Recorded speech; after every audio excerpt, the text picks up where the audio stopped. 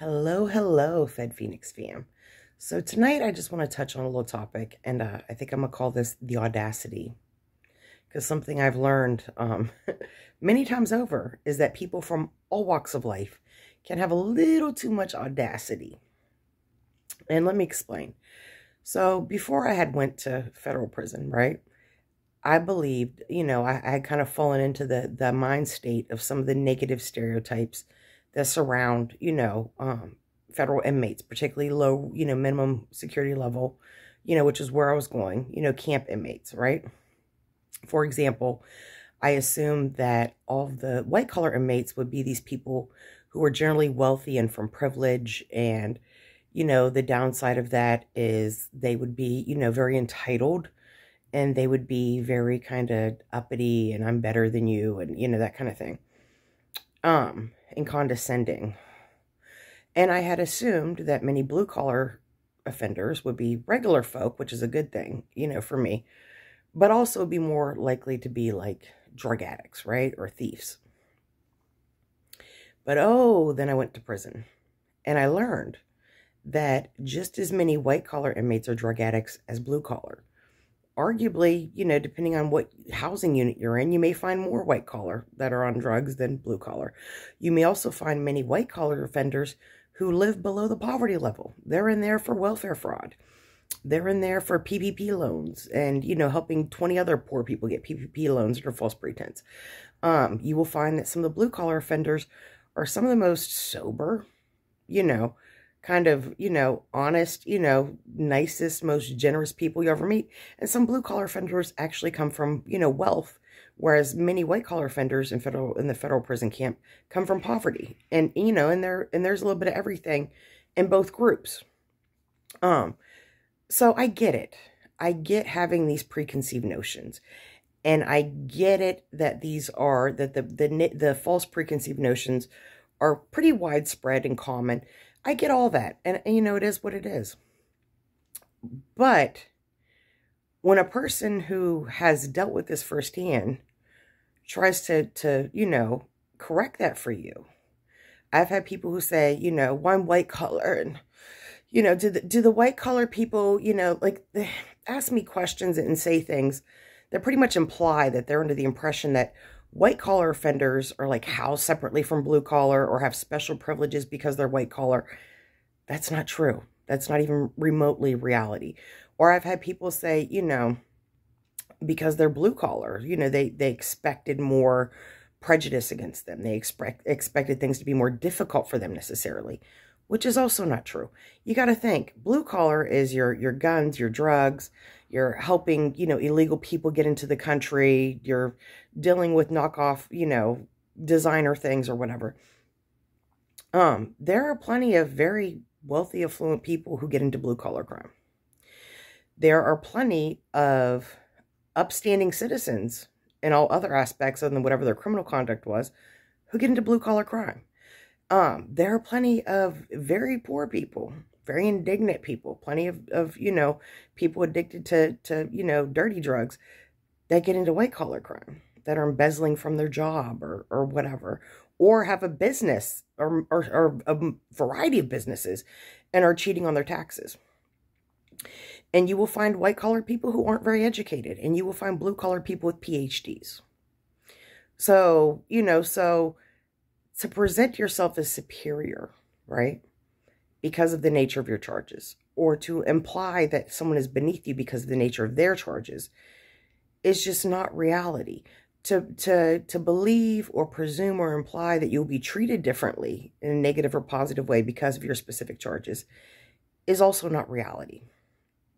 And when people have these beliefs, or they make these implications, and I try to correct them, sometimes people get really snooty with me or snippy with me as if I'm just out of touch with reality because I'm not going along with their prejudices, their preconceived notions. And here's the thing. I'm not a prison consultant. Never have been, never will call myself that. Mostly because I understand the flip side and the dark side of what that title entails. But I do consider myself, I think the term I've coined is like inmate support specialist. because that's what I am. I'm someone who knows what it is to be an inmate, and the you know, the logistics of that, and the, you know, the emotional highs and lows, and the psychological difficulty that can imply. And I'm someone who also has been a person who's been the loved one on the outside for another inmate, even before I went to prison. So I get it, you know what I mean? And that's what I do, is I offer support. But I don't charge people up front, and I don't charge people on the back end. I just give people the option of tipping or donating to my brand or my channel or my cause or whatever if they like. And some do and some don't. And those who do, I greatly appreciate it. Those who don't, I just assume that you don't have the ability to. And I respect that. I understand that, because I'm a person with limited means as well. And I don't hold it against nobody. But it's just really wild to me, the audacity that some people will have. Or I had one lady talk about her sentence, right? And she essentially told me that on like a 3-year sentence, that she's done her homework and she's talked to some other folks, and she's only going to do about 6 months. On what planet? In what country? Do you think you're doing state time in a very forgiving state as far as the percentage of time you do? Because that's not how it works in the Fed. And when I tried to explain to her, you know, that that's not how this works, and how to actually properly do the math to calculate your sentence versus how long you'll actually physically do in prison under a variety of scenarios, it was kind of met with resistance. You know, like, how dare I, you know, say that she's going to do more than what she's currently thinking she's going to do. And it was like she was offended by me, like she felt personally attacked. And I'm just like, the audacity. The audacity. If you're finding yourself in a position to go to federal prison, you know, whether you're eating off the floor, whether you're eating on a silver platter, one thing you should certainly be serving yourself up is a whole lot of humble pie. A whole lot. And whether you voluntarily want to eat that pie or not, trust and believe this experience is going to, you know, drown you in it and shove it down your throat. And I try to be patient with folks and considerate and supportive. But one of the many upsides to not being a prison consultant or, you know, something of that nature is if a person gets to a point where they're just downright offensive or disrespectful or condescending, I have the ability to say, you know, don't call me no more. Don't text me no more. Don't, you know, I find you unpleasant. You are taking away from my peace. Don't message me. And some people get offended by that because they feel that I'm, I guess, indebted to society in a way that I have to tolerate crap. And I don't. And I won't. And, you know, that doesn't sit well with some folks, and that's okay. It's all right. We all got our own journey. But I just wanted to say the audacity is shocking sometimes, truly. And don't be surprised when you get to the Fed and you find some blue-collar people and some white-collar people that are really just in prison because they didn't snitch on somebody, or because they didn't agree with the script they were given to get them to snitch, or, you know, because they may not have actually known anything to tell. And you'll find lots and lots and lots of women that are simply incarcerated, really, when it all comes down to it, not because they were doing anything illegal personally, but because of who their boss was, who worked for them, who they're married to, who they have children with, who their child is, who their grandchild is. And you know, they're in prison because they were associated with someone, is really all it boils down to. And some people did commit criminal acts, but they were crimes of association, not intent. You know, it's kind of like if, you know, someone comes and picks you up, and, you know, a friend, and you guys are on a drive, and you're like, oh, I like your new car. And they're like, you know, and you kind of piece together during this road trip that this car is a car that they stole, shockingly, because if you would have foreseen that, I'm sure you wouldn't even have got in it. But then you're like, well, you know, we're about to turn around and head home. I'm just going to stay in the car. Well, you stayed in a car that you know was stolen. You're now an accessory to a degree. You know, like, that's probably a horrible example, but you know what I'm saying. You know, or you'll find people that are in prison for things that just don't even make any sense. on a logical basis, let alone morally. So if you know that you should be going to prison, right? You're out here criming, and there's just no denying that you certainly should be going to prison. You're definitely not in a position to be taking a high horse position over other inmates who you haven't even met because you believe that their charges are more nefarious or you know, somehow beneath you or your charges. You know, get to know people, get to know their situations, or don't, but and you're not getting to know them, understand that you don't know them and therefore aren't in a position to have much of an opinion. So there's that. Just a little something that was on my mind tonight. So yeah. But so with that, you know, we all have our moments, right? Our foot and mouth moments where we believe something or we assume something and we are wrong. And it makes us kind of look like a jerk. I've done it. I think everyone on the planet has. When you realize that you're caught in one of those moments or one of those situations, you know, being apologetic is good. You know, a lot of people just kind of backpedal. Some people just kind of shut down and reassess things. Any of those things is perfectly fine. You know, we all handle things in our own way. But what's not okay is lashing out at other people because you are wrong. That's insane. That's nuts. So with that, those are my 2 cents for the day for whatever they're worth, right? But on a separate note, I was thinking earlier today that this will be the first time in 2 years that I've been able to celebrate my birthday in the free world. My birthday is December 31st, New Year's Eve. And I'm not going to tell you how old I am. You could probably do a little Google search and figure some things out and do the math. But I will tell you that my 7-year-old son believes that I'm 22 years old and I'm turning 23. And I'm not opposed to that line of thought.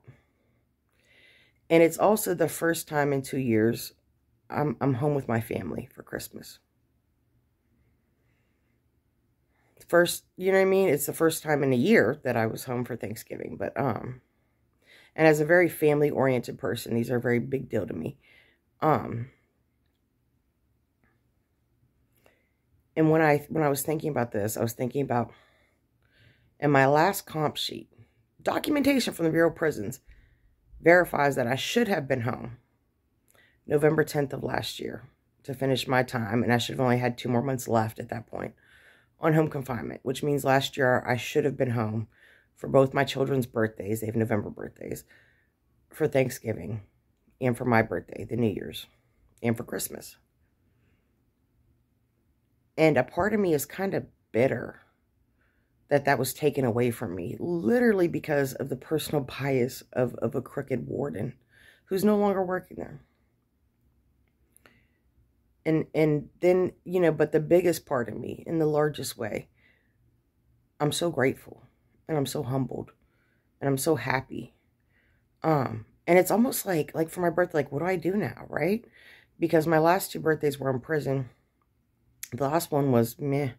The one before that was horrible. Some genius in the unit above mine decides to pull the fire alarm, which then, you know, annoys the guards. So they make us all, they empty out the whole freaking building and make us all, and I was in bed attempting to sleep, which is nearly impossible, you know, 11, 12, 1 o'clock in the morning, anywhere on New Year's Eve, like a college dorm or a prison, because, you know, people are just making a ruckus. But as I was attempting to sleep on my birthday, that first birthday in prison, some lovely person pulls the fire alarm in the unit above mine, which annoys the guards because there was no fire. They were just being idiots. And so they make the whole building empty out into the freezing cold. And mind you, I was in my bunk trying to sleep. So that even made it like it wasn't like I was up and dressed and you know, whatever. It made us stand out there for I don't know how long, but it was much longer than we should have been out there, that's for sure. You know, and of course, us standing out there longer than we should have, I'm sure on the paperwork said, you know, as they were clearing the building, you know, making sure there was no fire. But it was punishment for the fact that someone had, one person, out of 4 housing units, so out of, you know, between 400 and 500 people, decided to pull a freaking fire alarm. I mean, goodness, you know. But before prison, usually I would spend my birthdays, right? Preferably by myself, with Chinese takeout, a couple movies, and I would reflect on the previous year, since the previous birthday, right? You know, what have I achieved? You know, what are the good things? What were the bad things? You know, where did I come up short? Where I can improve as a person? And what my goals will be for the following year, and what I want to try to avoid for the following year. But my last 2 birthdays in prison, there was no Chinese food, there was no movies, and there was no particular level of introspect or self-evaluation, because I was just trying to muddle through being in prison, right? And really, the year prior to that, I was so stressed with my legal situation, a couple of the years prior to that, that I just didn't care that it was my birthday. It just was another day, very much so. So this is the first time I'm in the free world for my birthday in 2 years. And this is the first time in about 4 years that I'm in a place in my life to have the peace to actually do what I would normally do on my birthday. And I'm almost wondering, should I do that, or should I do something different? You know, maybe it's time to start something different. I don't know. I guess I have until, you know, December 31st. So today's the evening of the 10th. So I have 3 weeks to figure it out, I guess. And if whatever I decide isn't, you know, up to par, then I can always do something different next year. But it's really just kind of humbling, you know, in a good way, in a very content way, to know that this year I'm finally free on my birthday, not only of prison, but of the dark cloud of possible prison being over my head. And this is my first holiday, you know, Thanksgiving and Christmas and birthdays with my children. Well, I had their birthdays with them in 2021 and Thanksgiving, but this is the first year that I've had the holidays with them in 2 years. In the first year, in a year, I missed a year of Thanksgiving and birthdays. And, it's a lot, you know, it's a lot. You know, the year I went to prison a couple years ago, 2 days before I went to prison, my stepdad, actually died at home. He was under hospice care with dementia. And my mother, shortly after that, before I went to prison, had got diagnosed with cancer and had to have half a kidney taken out, and wasn't able to really follow up on, you know, after she had lost half a kidney and was presumed to be cancer-free, wasn't really able to follow up on that because my stepdad was passed and I wasn't here, and we're her modes of transportation. So as I sat in prison, you know, one of my greatest fears was my mother would pass, that the cancer was back and nobody knows. And she would pass while I was incarcerated. And I've seen a few people lose their mothers while they were incarcerated. And it's completely heartbreaking. And I'm going to get emotional talking about that. So let me stay on topic here. But yeah. But the whole point of this video, I guess, you know, other than to touch base about the holidays, is humble yourself. Humble yourself. Because everything you know or you think you know, everything I know or think I know, could be wrong. And if it's right, it's subject to change. Most things subject to change at some point. And life is so short, and we're all sharing the human experience. No matter, unless you're a psychopath or a sociopath, we all want the same things, right? We all want peace and love and security and happiness and these kind of things, and freedom. And we all suffer the same things. Loss, oppression, some of us incarceration, you know, sadness, anger, disappointment. So we really aren't better than each other. We really waste far too much energy trying to rank our worth up against one another, you know. And unless you actually know an individual and really know them and their circumstance, And mind you, no matter how well you know them, know that who they are is always subject to change. And it should change. It should evolve and grow and become better. But that's not always what happens with folks. Sometimes they change in the other direction. But if you don't really know a person, you can't really, 99% of the time, make blanket assumptions about them. And if you're going to make blanket assumptions, at least make positive ones, you know? Because the reality is, we're all in this together, whether we like it or not. You know, we have to coexist. And if you have to coexist with someone, prison will certainly teach you this. When you have to coexist with people, even if you don't personally like them, or even if you have negative, beliefs about them, whether they're valid or invalid, at the end of the day, how we associate with one another and how we deal with each other and how we look at each other should primarily be through the lens that this person that I like, that I dislike, that I agree with, I disagree with, is sharing the human experience with me. They want what I want. They have suffered what I have suffered. Perhaps, the details are different. The time frames are different. The extent is different. But it's all the same for the most part. It's all the same. Just like you love your kids, I love my kids, they love their kids, and so on and so forth. And when you're able to look at other people through the lens of, this is another person. This is someone I'm sharing the human experience with. This is someone that, in all reality, I probably have more in common with than differences. I think it allows us to be more empathetic, and it allows us to be more understanding, and it allows us to be more patient. And no matter where you are in life, whether you're pre-prison, in prison, post-prison, whether you'll never be any of those things, no matter where you are in life, I think that a great value is added to your mind state and your humanity by viewing others through the lens of, we are sharing the human experience. So maybe I won't call this video the Audacity, as I initially was going to, right? Because I started this video just really in shock at the Audacity in a negative context. But as I speak to you guys in this video, I'm thinking a lot of the negative audacity that I've seen is almost like a reflexive reaction, a protective instinct or whatever from a lot of folks, because they're scared, right? Because they're frustrated, because they're scorned, because they're depressed, or they're grieving. When you realize you're going to prison, when you get to prison, you literally go through the grieving process of denial, negotiation, anger, sadness, and eventually you come to acceptance. They're going through that process, that grieving process. And I know firsthand, and we all know, that when you're grieving, you're not yourself. You're not, it really will bring out the worst in a person.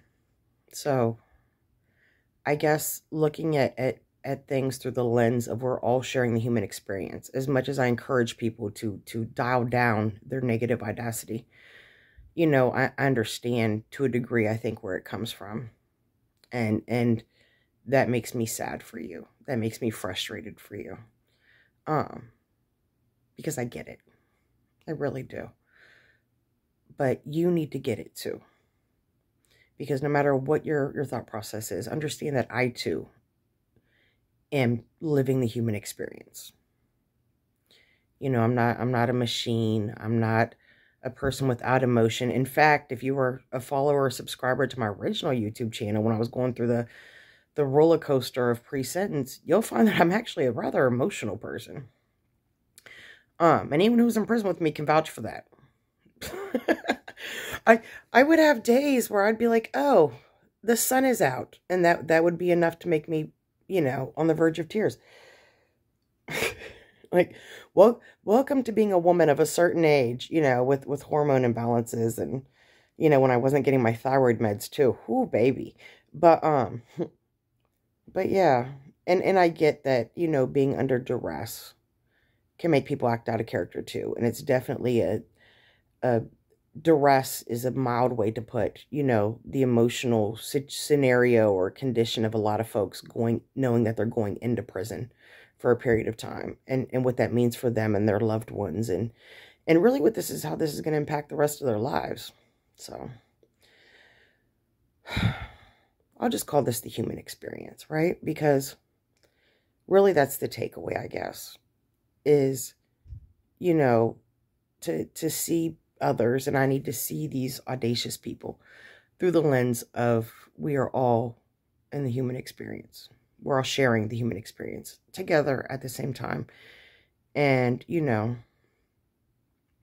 not always pleasant, but what we can do is be pleasant and have a level of humanity that allows our presence in the human experience to make it more tolerable or more enjoyable for others. So those are my thoughts. But anyway, yeah, I'm going to call this the human experience. Maybe the human experience, and then in parentheses, audacity. So audacious. But if you like the video, like the video. If you have not already subscribed and you're willing to, please do, because we're up to like 95 or 96 subscribers. I think 95. I'm super excited because once we get to 1,000, then this can actually become monetized, and God knows I need that in my life. But, I feel like once we get to 100, we're 10% of the way there, and that is, I think, a milestone. So, if you hit notifications or for your notifications, if you do customized, it will show you, the YouTube algorithm will show you the videos it thinks you want to see. If you hit all, then you will literally be notified every time a new video comes out. There's new content, and you'll be able to see things as they develop, particularly on this channel, my second YouTube channel, as I'm documenting my journey post-prison. I think if you kind of miss, different videos or different parts of this, and you kind of go to others, I think some things may not kind of really make sense because you kind of missed a few chapters or a chapter.